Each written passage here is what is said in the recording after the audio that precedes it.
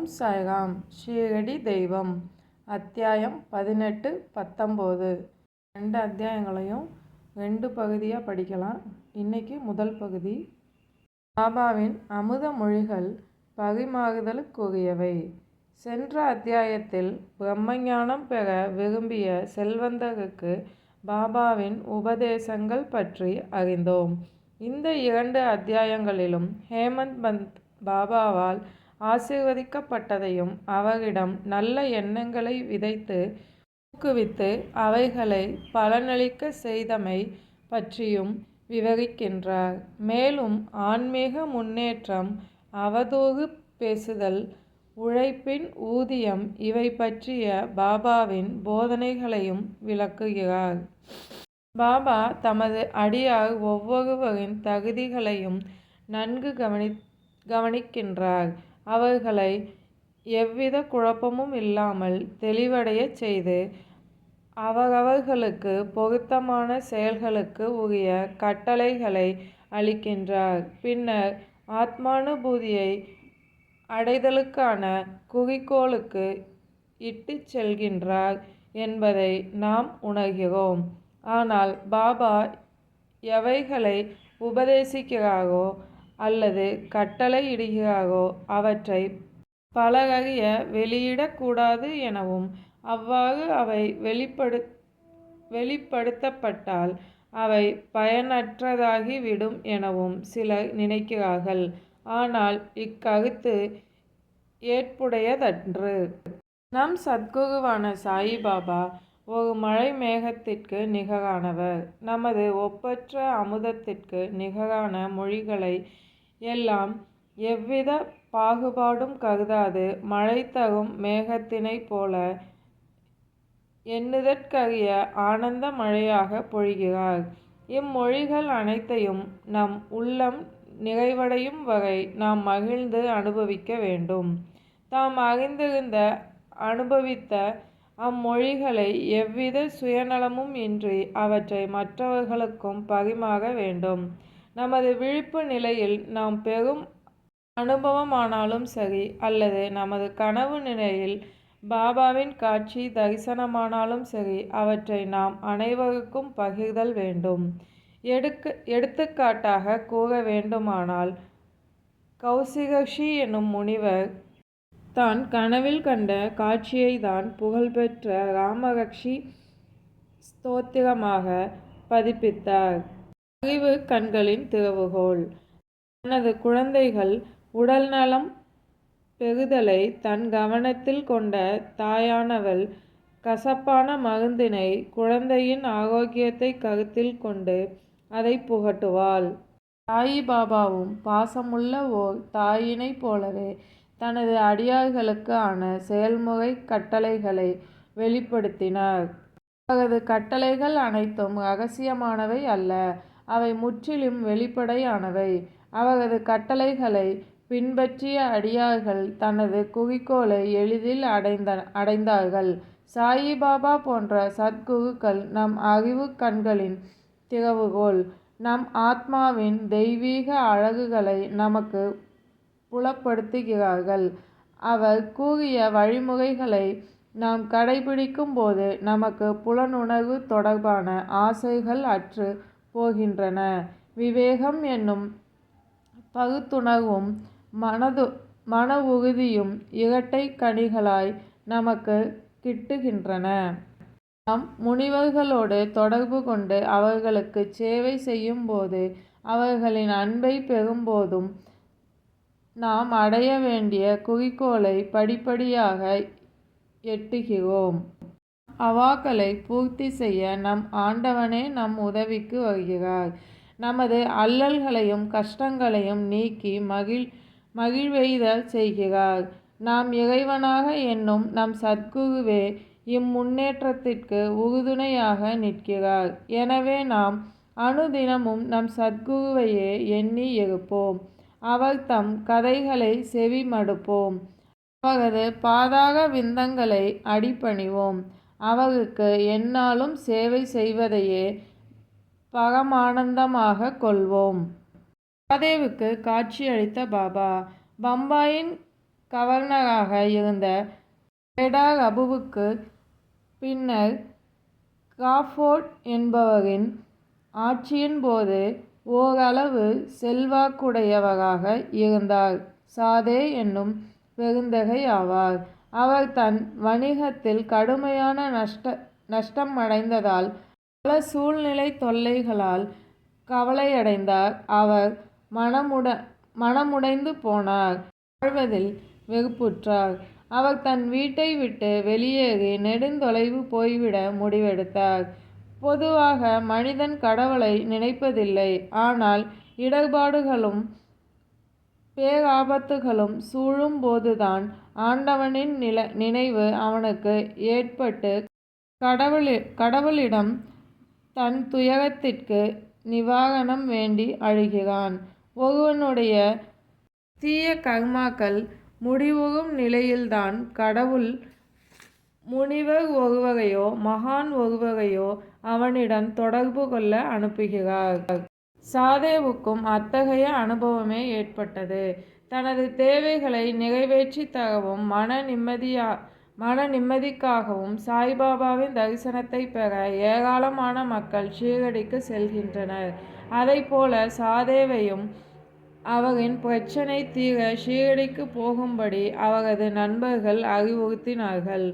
அவரும் இதை நினைவில் கொண்டு ஷீரடிக்கு 1917 வந்தார்.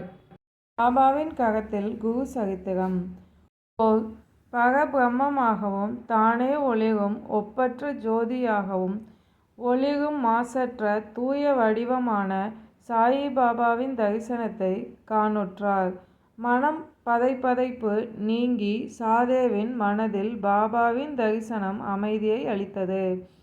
தான் முற்பிறவியில் செய்த நல்வினை பயனே பாபாவின் புனித திருவடிகளுக்கு தன்னை கொண்டு வந்து சேர்த்ததோ என எண்ணி சாதே பரவசமுற்றார். மன உறுதியும் மனதிடமும் நிறைந்த சாதே உடனே சப்தாகம் பழகினார். ஒரு குரு சரித்திரத்தை 7 நாட்கள் பாராயணம் செய்து பூர்த்தி செய்தார். சப்தாகம் பூர்த்தியான 7ஆம் நாள் இரவு பாபா சாதேவுக்கு காட்சி தந்தார். அக்காட்சியில் பாபா குரு சரித்திரத்தை தன் கையில் வைத்திருந்தார். அவர் முன் அமர்ந்திருந்த சாதேவுக்கு குரு சரித்திரத்தின் உட்பொருளை பாபா விளக்கி கொண்டிருந்தார். விழிப்பு நிலையுற்ற தருணத்தில் தனது கனவினை நினைவு கூர்ந்தார். அவருக்கு தான் கண்ட கனவு எல்லையற்ற ஆனந்தத்தை அளித்தது. அறியாமை இருளில் தவித்து கொண்டிருக்கும் தன் போன்றவர்களின் ஆத்மாவை தட்டி எழுப்புவது பாபாவின் எல்லையற்ற கருணையே என்பதை சாதே உணர்ந்தார். அக்கருணையே குருச்சரித்திர அமுதத்தை சுவைக்கும்படி செய்தது என்றெண்ணிய சாதே பாபாவின் கருணையை எண்ணி உருகினார். மறுநாள் காக்கா சாஹிப் தீக்ஷித்திடம் தான் கண்ட காட்சியை கூறினார். அவர் தீக்ஷித்திடம் தான் கனவில் கண்ட அக்காட்சியின் நுட்பத்தினை பற்றி பாபாவிடம் கேட்டறியும்படி வேண்டினார். குரு சரித்திர பாராயணம் ஒரு வாரம் செய்தது போதுமா, மீண்டும் ஆரம்பிக்க வேண்டுமா என்பதை பாபாவிடம் கேட்டு தெளிவுபடுத்தும்படி கேட்டார் சாதே. காக்கா சாஹிப் தீக்ஷித்தும் சாதேவின் வேண்டுகோளுக்கிணங்கினார். பாபாவிடம், ஓ தேவா, சாதேவுக்கு தங்களின் காட்சி மூலம் எதை உணர்த்துகிறீர்கள்? அவர் சப்தாகத்தை தொடரலாமா அல்லது நிறுத்திவிடலாமா?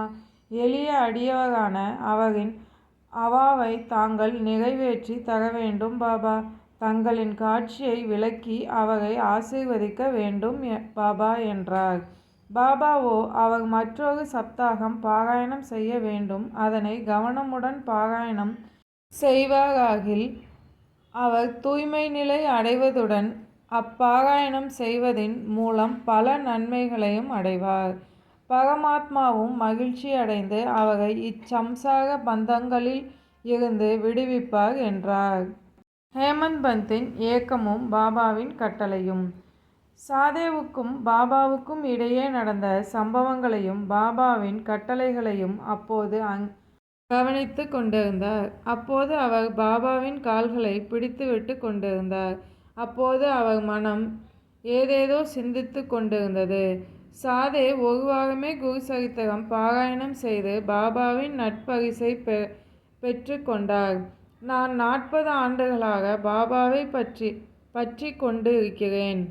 இதுவரையிலும் நான் எப்பயனையும் அடைந்தேன் இல்லை. சாதே 7 நாள் வாசிப்பில் பலன் கண்டுள்ளார். நான் 7 ஆண்டுகளாக வாசித்ததில் ஏன் பலனின்றி போகின்றது என்பதை நான் அறியேன். பாபாவின் கருணையால் நான் ஆசீர்வதிக்கப்பட வேண்டும். பாபாவின் வாய் அமுத மொழிகள் என் மீது பொழிய வேண்டும். சாதக பறவையைப் போல் நான் அனுதினமும் காத்து கொண்டிருக்கிறேன் என பலவாறாக அவர் சிந்தித்து கொண்டிருந்தார். ஹேமந்த் பந்தின் மனதில் ஓடிய எண்ணங்களை பாபா அக்கணமே அறிந்து கொண்டார். பாபா பக்தர்களின் எண்ண ஓட்டங்களை அறிந்து கொள்வதையும் நல்ல எண்ணங்களை ஊக்குவிப்பதையும் தீய எண்ணங்களை ஒடுக்குவதையும் பக்தர்கள் தன் அனுபவத்தில் கண்டுள்ளனர். ஹேமந்த் பந்தின் எண்ண ஓட்டங்களை அறிந்த பாபா ஹேமந்த் பந்தை அழைத்தார். அவரை மாதவ்ராவ் தேஷ்பாண்டேவிடம் சென்று ரூபாய் 15 தட்சணையாக பெற்றுக்கொண்டு அத்துடன் அவருடன் சில நேரம் உரையாடிய பின்னர் திரும்பவும் இவ்விடத்திற்கு வரும்படி கூறினார்.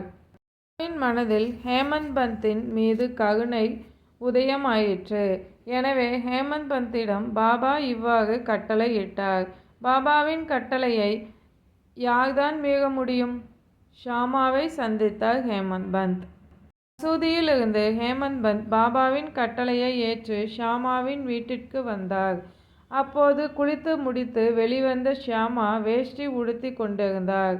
அவர் ஹேமந்த் பந்திடம், தாங்கள் எப்படி இங்கே மசூதியிலிருந்து வந்தது போல தெரிகிறதே? தங்களை பார்த்தால் சோறு உடையவராகவும் மனம் அலைப்பாய்ந்து கொண்டிருப்பது போலவும் தெரிகிறதே. சற்று நேரம் அமர்ந்து இளைப்பாருங்கள். நான் பாபாவின் வழிபாட்டை முடித்துவிட்டு வருகிறேன். அதுவரை வெற்றிலை பாக்கு போட்டு கொள்ளுங்கள்.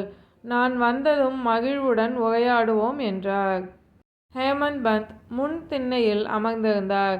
அப்போது ஜன்னல் அருகில் வைக்கப்பட்டிருந்த நாத பாகவதம் என்னும் பிரசித்தி பெற்ற மராட்டிய நூலை கண்டார். அந்நூல் சமஸ்கிருத மொழியில் எழுதப்பட்ட பெரிய பாகவதத்தின் 16வது அத்தியாயத்தின் விளக்குரை ஆகும். இவ்விளக்குரை ஏக்நாத் முனிவர் எழுதியது ஆகும். சாயி பாபா அறிவுறுத்தியதன்படி காக்கா சாஹிப் தீக்ஷித்தும் பாபு சாஹிப் ஜோக்கும் ஷீரடியில் தினந்தோறும் பகவத்கீதையையும் கிருஷ்ணருக்கும் அவரது தோழரும் அர்ஜுனனுக்கும் இடையே நிகழ்ந்த உரையாடல். பகவத்கீதையின் மராத்திய விளக்க உரையான பாவார்த்த தீபிகா என்னும் ஞானேஸ்வரியையும் நாக பாகவதத்தையும் கிருஷ்ணருக்கும் அவரது சேவக பக்தரான உத்தவருக்கும் இடையே நிகழ்ந்த உரையாடல். பெரிய நூலான ஏக்நாத் முனிவர் எழுதிய பாவார்த்த ராமாயணத்தையும் படித்தார்கள். பாபாவின் பக்தர்கள் அந்நூல்களின் விளக்கங்களை பற்றி கேட்கும்போது சில பகுதிகளுக்கு விளக்கமளித்த பாபா பாகவத தர்மத்தின் முக்கிய நூல்களான மேற்சொன்ன நூல்களை பாராயணம் செய்வதை சென்று கேட்கும்படி கூறினார். பாபாவின் அடியவர்கள் அவற்றை கேட்கும்போது தங்களின் வினாக்களுக்கு பூரண திருப்தி தரும் பதில்களை பெறுவார்கள். தினந்தோறும் நாகபாகவதம் என்ற நூலின் சில பகுதிகளை ஹேமந்த் பந்தும் படிப்பதும் வழக்கம்.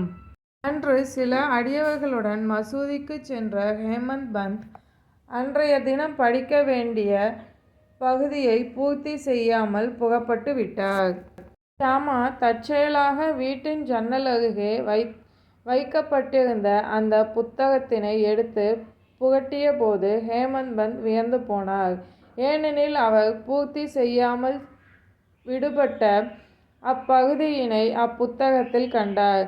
தனது நித்திய பாராயணத்தை முடிக்காமல் விட்டிருந்த அந்த பகுதியை முடிக்கத்தான் பாபா தன்னை ஷாமாவின் வீட்டிற்கு அனுப்பி இருக்கிறார் என்ற பாபாவின் உட்கருத்தை ஹேமந்த் பந்த் உணர்ந்து கொண்டார். உடனே தான் முடிக்காமல் விட்டிருந்த அப்பகுதியை படித்து பூர்த்தி செய்தார். ஹேமந்த் பந்த் நாகபாகவதத்தின் விடுபட்ட பகுதியை படித்து முடிக்கவும் ஷாமா தன் வழிபாட்டை முடித்து வெளியே வரவும் சரியாக இருந்தது. பின் இருவரும் உரையாடி கொண்டிருந்தனர். ஹேமந்த் பந்த் ஷாமாவின் உரையாடல். ஹேமந்த் பந்த்: பாபாவிடம் இருந்து ஒரு தூது குறிப்புடன் நான் தங்களை சந்திக்க வந்துள்ளேன். பாபா என்னிடம் தங்களிடம் இருந்து தட்சணையாக ரூ.15 பெற்றுக்கொண்டு வரும்படி கூறினார். அத்துடன் தங்களிடம் சற்று நேரம் மகிழ்ச்சியாக உரையாடிவிட்டு பின்னர் மசூதிக்கு திரும்பும்படி பாபா என்னிடம் கூறினார். ஷாமா ஆச்சரியத்துடன்: என்னிடம் தட்சணையாக தர பணம் ஏதும் இல்லை. பணத்திற்கு பதிலாக என்னுடைய 15 நமஸ்காரங்களை பாபாவிடம் தட்சணையாக எடுத்துச் செல்லுங்கள். ஹேமந்த் பந்த்: மிக நல்லது. தங்களுடைய வணக்கங்களை எடுத்துச் செல்கிறேன். இப்போது நாம் சிறிது நேரம் உரையாடுவோம். நமது பாவங்களை கரைக்கும் பாபாவின் கதையையும் லீலையையும் பற்றி கூறுங்கள். ஆமா, அப்படியென்றால் சற்று இங்கு அமருங்கள். இக்கடவுளின் லீலை வியக்கத்தக்கது. இதை பற்றி தாங்கள் முன்னமே அறிந்திருப்பீர்கள். நான் ஒரு கிராமத்து குடியானவன். தாங்களோ அறிவு நிரம்ப பெற்றவர். தாங்களே இவ்விடத்திற்கு வந்தபோதே பாபாவின் லீலைகளை பற்றி கண்டுகொண்டு இருக்கிறீர்கள். அவற்றை நான் எங்கனம் எடுத்துரைப்பேன்? நன்று. இந்தாருங்கள் வெற்றிலை பாக்கு. போட்டுக்கொள்ளுங்கள். நான் உள்ளே சென்று உடுத்தி கொண்டு வருகிறேன். சில நிமிடங்களில் வெளியே வந்த ஷாமா ஹேமந்த் பந்துடன் பேசத் தொடங்கினார். இந்த பாபாவின் லீலைகள் நம்மால் அறிந்து கொள்ள இயலாதவை. அவர் தம் லீலைகளுக்கு என்றும் முடிவே இல்லை. யாராலும் அவற்றை கண்டு கொள்ள முடியாது. பாபா தனது லீலைகளால் நம்மிடம் விளையாடுகிறார் என்றாலும் கூட அவைகளுக்கு புறம்பாகவே அவர் இருக்கிறார். சிற்றறிவினராகிய நாம் அந்த சூட்சமத்தை கண்டுணர முடியாது. பாபா தாமே எந்த கதைகளையும் சொல்வதில்லை. என் போன்ற அறிவிலிகளிடம் தங்களை போன்ற கற்றவர்களை ஏன் அனுப்புகிறார்? அவர் தம் எண்ணத்தை நாம் உணர முடியாது. அவையெல்லாம் மானுட ஜென்மங்களாகிய நம்மால் உணர முடியாது என்றே நான் கருதுகிறேன் என்றவராய் ஷாமா தொடர்ந்தார். இப்போது என் நினைவில் இருக்கும் ஒரு கதையினை தங்களிடம் விவரிக்கிறேன். அதை நானே நேரிடையாக கண்டேன். ஒரு பக்தன் எந்த அளவிற்கு மன உறுதியோடும் விடாமுயற்சியோடும் இருக்கின்றானோ அந்த அளவிற்கு பாபாவின் உடனடியான பிரதி செயலும் இருக்கின்றது. சில நேரங்களில் பாபா தீவிரமாக தன் பக்தர்களை நேசிப்பார். பின்னர் அவர்களுக்கு சில உபதேசமாக சில கட்டளைகளை இடுகிறார். உபதேசம் என்ற வார்த்தையை கேட்டவுடனே ஹேமந்த் பந்தின் நினைவில் ஒரு மின்னல் பளிச்சிட்டது. சாதேவின் குரு சரித்திர பாராயணத்தை நினைவு கூர்ந்து தன் மனதை அமைதிப்படுத்தவே பாபா இங்கு அனுப்பி இருக்க வேண்டும் என்பதை உணர்ந்து கொண்டார். என்றாலும் தன் உணர்வை கட்டுப்படுத்தி கொண்டார். ஷாமா கூறும் பாபாவின் கதைகளில் தன் சிந்தையை செலுத்தினார். அக்கதைகள் அனைத்தும் பாபா தன் பக்தர்களிடம் எவ்வளவு அன்பும் கனிவும் கருணையும் கொண்டிருக்கிறார் என்பதை தெரிவிக்கின்றன. அக்கதைகளை கேட்ட ஹேமந்த் பந்த் எல்லையற்ற மகிழ்ச்சியை அடைந்தார். ஷாமா கூறிய கதை. காஷாபா தேஷ்முக் என்பவரின் தாயார் ராதாபாய் என்பவள். அவள் ஒரு வயதான மூதாட்டி. அவள் பாபாவின் புகழை கேள்விப்பட்டிருந்தாள். பாபாவை தரிசிக்க வேண்டும் என்ற ஆவலில் சங்கர்நேர் நகர மக்களுடன் ஷீரடிக்கு வந்தாள். பாபாவின் தரிசனத்தை கண்டாள். அவள் மனம் நிறைவு கண்டது. அவள் பாபாவின் மீது ஆத்மார்த்த அன்பு கொண்டிருந்தாள். அவரிடம் இருந்து உபதேசங்களை பெற விரும்பினாள். அதை தவிர அவள் வேறு எதையும் சிந்திக்கவில்லை. பாபா தன் கிறங்கி மந்திரமோ உபதேசமோ அளிக்காத வகையில் தான் இறக்கும் வரை உண்ணாவிரதம் இருக்கப் போவதாக உறுதி பூண்டாள். தன் இருப்பிடத்திலேயே அமர்ந்து கொண்டு 3 நாட்கள் தொடர்ந்து உணவோ நீரோ எடுக்காமல் கடும் விரதம் இருந்தாள். அந்த மூதாட்டியின் கடுமையான விரதத்தைக் கண்டு நான் திகிலடைந்தேன்.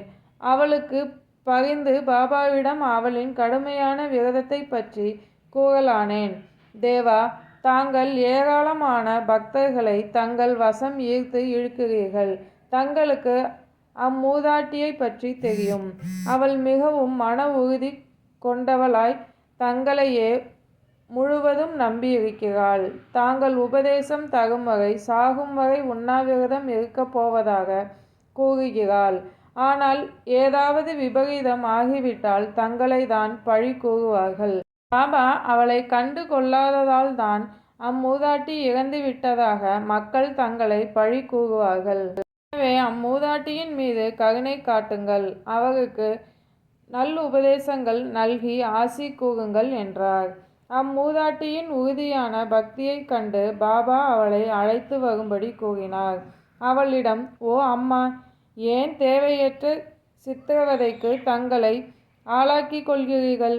ஏன் மரணத்தை எதிர்நோக்குகிறீர்கள்? நீங்கள் உண்மையில் என் தாய். நான் தங்களது குழந்தை. என்மேல் இரக்கம் கொண்டு நான் சொல்வதை பொறுமையாக கேளுங்கள். நான் தங்களிடம் என் சொந்த கதையை தான் கூறப் போகிறேன். தாங்கள் அதனை கவனமாக கேட்பீர்களானால் நன்மை அடைவீர்கள். எனக்கு ஒரு குரு இருந்தார். அவர் ஒரு மாபெரும் மகான், மிக கருணை கொண்டவர். நான் அவருக்கு நீண்ட காலமாய் சேவை செய்து வந்தேன். பன்னெடுங்காலம் நான் அவருக்கு சேவை செய்து வந்தும் அவர் என் காதுகளில் எவ்வித மந்திரத்தையும் ஓதவில்லை. அவரை விட்டு ஒரு கணமும் பிரியாமல் இருக்கவும், அவர் கூடவே இருந்து அவருக்கு எந்நாளும் பணிவிடை செய்யவும், அவரிடமிருந்து சில உபதேசங்களை பெறவும் நான் மிகவும் ஆர்வமுடையவனாக இருந்தேன். ஆனால் அக்குருவோ தனக்கென சில வழிமுறைகளை வைத்திருந்தார். அவர் என்னிடம் என் தலையை மொட்டையடிக்கச் சொன்னார். பின்னர் என்னிடம் 2 பைசாக்களை தட்சணையாக கேட்டார். நான் அவர் கேட்டபடி 2 பைசாக்களை தட்சணையாக அளித்தேன். அவர் ஒரு முழு குருவாக இருந்ததால் ஏன் தட்சணை கேட்க வேண்டும்? அப்படி அவர் கேட்பாராயின் அவரை எப்படி பற்றற்றவர் என்று கூற முடியும் என்று நீங்கள் கேட்கலாம். ஆனால் அவர் காசுகளை என்றும் லட்சியம் செய்பவர் அல்ல என்று என்னால் ஒளிவு மறைவின்றி கூற முடியும்.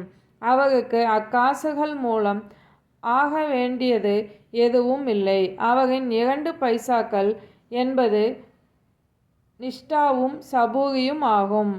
நிஷ்டா, சபூரி. உறுதியான நம்பிக்கை நிஷ்டா, பொறுமை அல்லது விடாமுயற்சி சபூரி.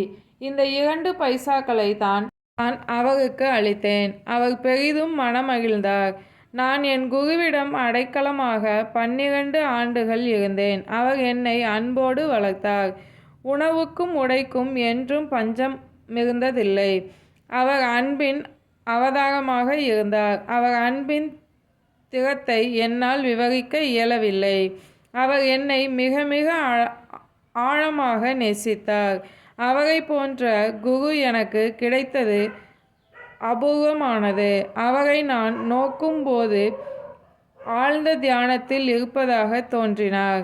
பின்னர் நாங்கள் இருவரும் பேரின்பத்தில் திளைத்திருப்போம். நான் பசி, தாகம் என்பதை எல்லாம் மறந்து அவரையே ஆழ்ந்து நோக்கிய வண்ணம் இருப்பேன். அவரின்றி ஒரு கணமும் என்னால் இருக்க இயலவில்லை. என் தியானத்தின் மூலாதாரமே அவரன்றி வேறு எப்பொருளும் இல்லை. அவருக்கு பணிவிடை செய்வதை தவிர வேறு எதுவும் என் சிந்தையில் இல்லை.